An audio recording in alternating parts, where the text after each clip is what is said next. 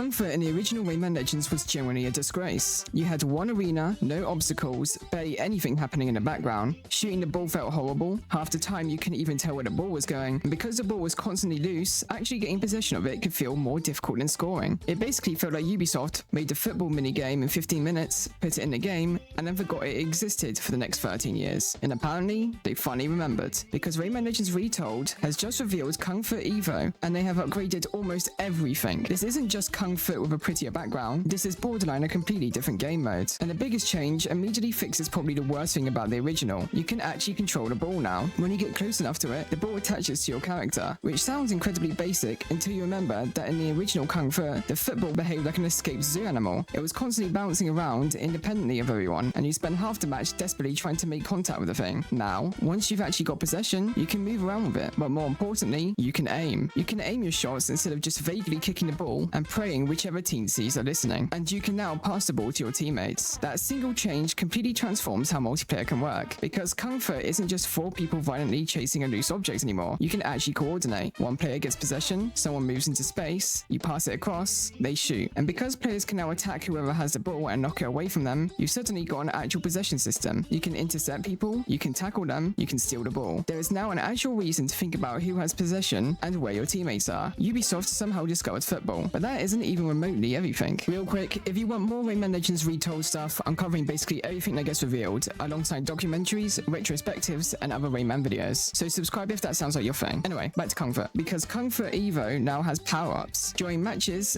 gift boxes can appear containing different power-ups, and these don't just sit around forever waiting for someone to eventually pick them up. If nobody collects the box quickly enough, it disappears. So you're potentially going to have situations where you abandon the ball just to desperately grab a power-up before the other team can get it. And we've already seen at least one of them, the golden shoes. Pick these up, and if you score while the effect is active, your goal is worth 2 points instead of 1, which is slightly terrifying because Kung Foot Evo matches appear to be first to 10. Either one team reaches 10 points, or whoever is ahead when the timer runs out wins, meaning one golden shoe is worth 20% of the entire score required to win the match. So power-ups aren't just some tiny visual gimmick, they could completely swing a game. You could be losing 8-7, grab the golden shoes, score once, and suddenly you're winning 9-8. And there are multiple power-ups, we've only been shown one, so God knows what the others are going to do. But apparently, adding actual gameplay mechanics wasn't enough, as they also finally addressed one of the most depressing things about the original Kung Foot. There's only one map.